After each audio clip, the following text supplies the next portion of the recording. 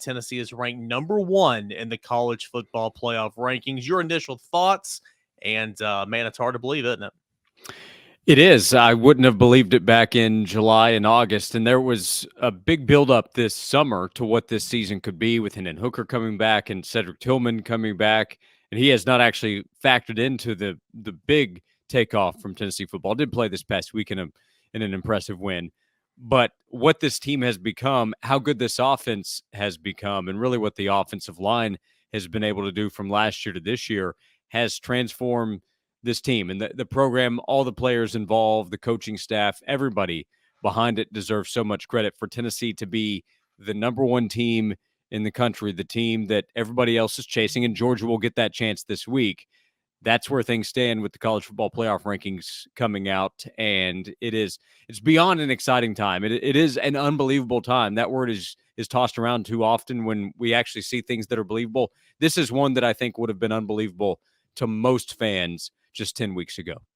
Yeah. I mean, it really is. And I was sitting there doing my practice report on a Tuesday evening on Sports Talk. And I was just like, man, if I would have told you guys back in August that I'd be reminding everybody about the college football playoff rankings coming out at 7:00, here in a couple of minutes, I'd be lying to you. I mean, I just didn't think that was remotely a possibility, but here you are. And it's been a whole lot of fun to cover this team.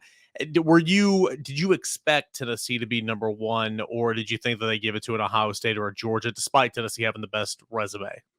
Well, coming out of the weekend with the polls updated and at the start of Tuesday, I was still skeptical that Tennessee would be number 1. I thought that it would likely be Georgia. I thought it would kind of mirror the polls.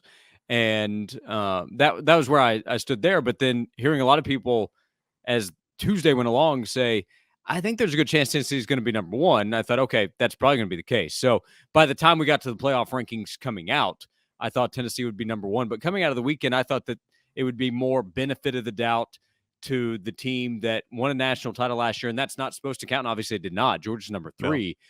No. But I also looked at it and said, well, this committee so often will tell you what they think of a team. Like Alabama, for instance, still being number 6, being ahead of an unbeaten Big 12 team, they tell you, okay, we still think Bama is this. I thought that they would say, we still think Georgia is this, considering Georgia is a clear favorite in the game against Tennessee, and Georgia is unbeaten and did have the win against Oregon. But they said Tennessee's number 1, and that is a statement to Tennessee. That's a statement to what this offense has been able to do, the quality of wins, beating Alabama, beating LSU that way on the road, and even with the defensive concerns that have existed, we were told after the fact, well, the defensive performance against LSU and Kentucky really stood out. So Tennessee earned its way to topping Georgia and Ohio State, teams that everyone likes so much at the start of the season. It's kind of funny whenever you have committees and, the people are different that comprise a committee.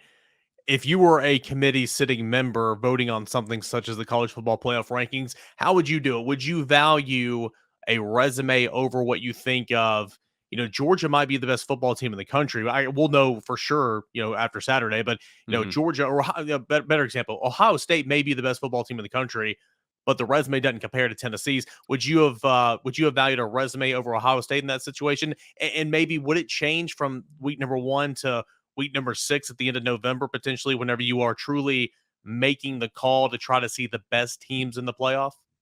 Well, resume would be part of it because we have to remember we're looking at incomplete resumes. They're not complete. We still have another month of the season to go. So what has happened to this point? But you have to look within.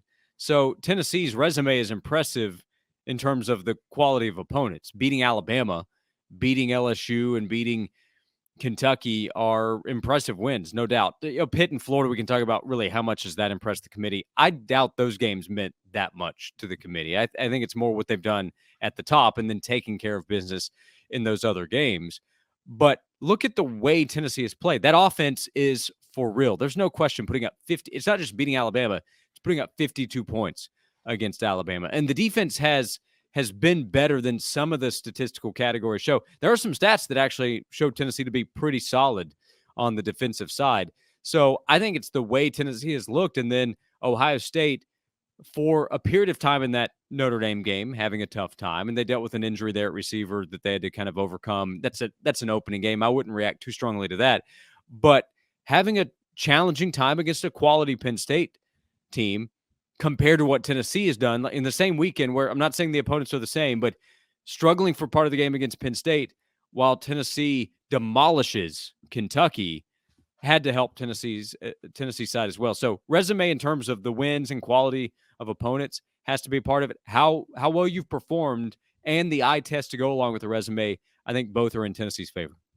Speaking of that Kentucky game, I mean, I don't think any of us saw Tennessee beat them 44-6. I mean, what a performance. The story of the game is the defense, of course. I mean, we've seen the offense do that. We've seen Jalen Hyatt do that. We've seen Princeton fans score rushing touchdowns already this season. What we haven't seen is Tennessee come out and just physically beat down an opponent. LSU, I'll give you that one, but at the Power 5 level and the SEC level. But I mean, what Tennessee did, forcing and creating 3 turnovers, doing it with patchwork in the back end. What'd you think about Tennessee's win over Kentucky to get them to 8-0 on the season? Yeah, so a difference to me with the win against Kentucky versus the win against LSU, both are really impressive, right? And the margin of victory is terrific on Tennessee's side.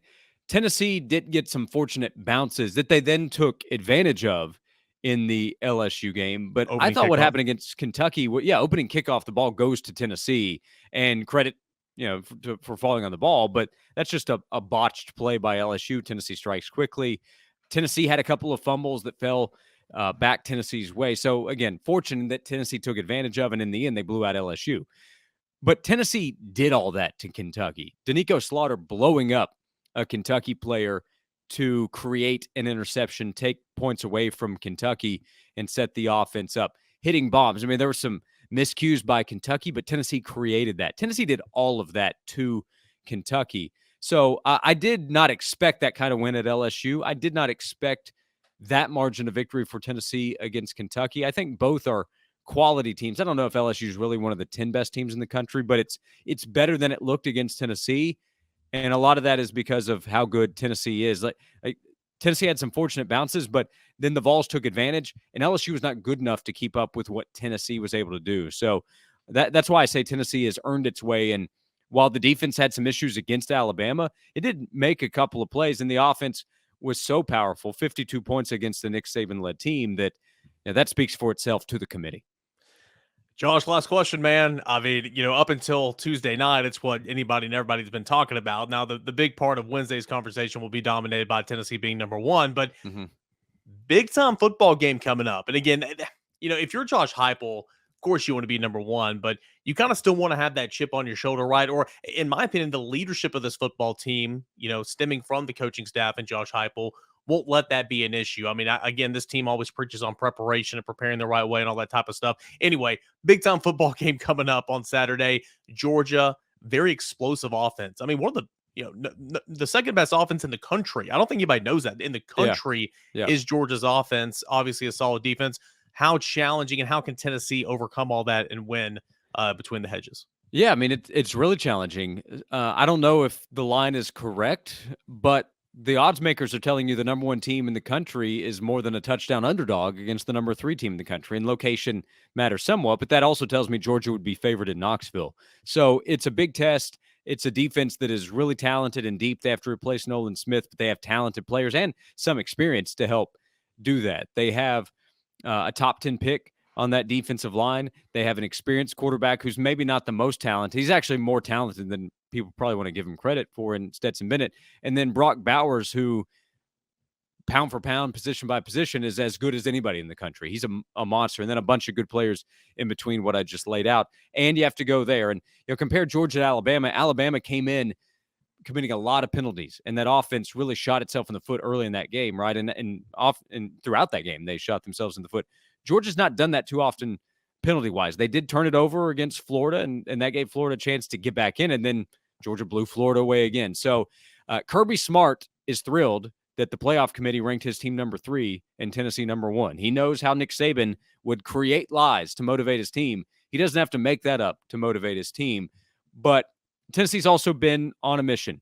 And when Hendon Hooker says, hey, it's simple, we're trying to get to Atlanta, they know this game can get them to Atlanta. So I think it's going to be a great one. I think the line's too high. I think that's too many points. I don't think Georgia's 9 points better than Tennessee. Georgia will have a chance to prove me wrong on Saturday. But at this point, the line was off against LSU. The line was off against Kentucky. I think it's off again this week, and I think Tennessee has a really good chance to win in Athens. I got a dilemma here, man. How do I approach this? I'm a guy of consistency. I go by what the AP poll says. When Tennessee beat Alabama, it was Tennessee knocking off number 3 or whatever Crimson Tide. What number 1? Yeah. If you work in the Nets ID department, you take the ranking of the highest poll. So is this number 3, or excuse me, number 2 versus number 1, or is this number 1 versus number 3 this week for Tennessee, Georgia? I don't know how to approach this. Well, the funny thing is, if you don't put the numbers in front of the team's names and you just say it's 1 versus 2, that's the better sell, right? No. But Tennessee's number 1 if you use the playoff rankings. So 1 versus 3 doesn't sound as good, but the fans know who you're talking about. So I don't know. I have to figure that out myself. My colleague Jason Swain, he likes to take the ranking that most benefits who he's in favor of. So in that case, I do know that Tennessee fans are going to want to hear Tennessee referred to as the number 1 team in the country. Here's the thing: if you win this week, the AP poll and the coaches poll and the playoff rankings, I think all will back up Tennessee being the number 1 team. So take care of business this week, and you can ride that all the way to the SEC title game. Would it work for an SEO headline to say number 1 Tennessee versus number 1 Georgia? Because I mean that's picking and choosing right there. Yeah, well, what would it do if you say the number 1, 2, and 3 teams in the country are all playing in Athens on Saturday? That would actually throw off some algorithms.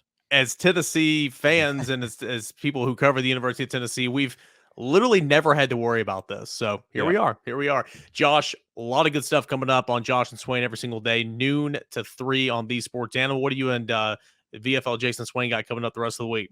Yeah, Tennessee fans, welcome back to caring about football where it matters in November. So we're covering all that. Swain has great perspective. He knows about hanging half 100 down in Athens, and that's what fans don't just want to win. They want to get to 50 again this week against Georgia. So we're covering all that. I think a really good guest lineup to close out the week as well. So check us out on Josh and Swain. All right, Josh, appreciate it, man. Thanks so much. You got it. Thank you.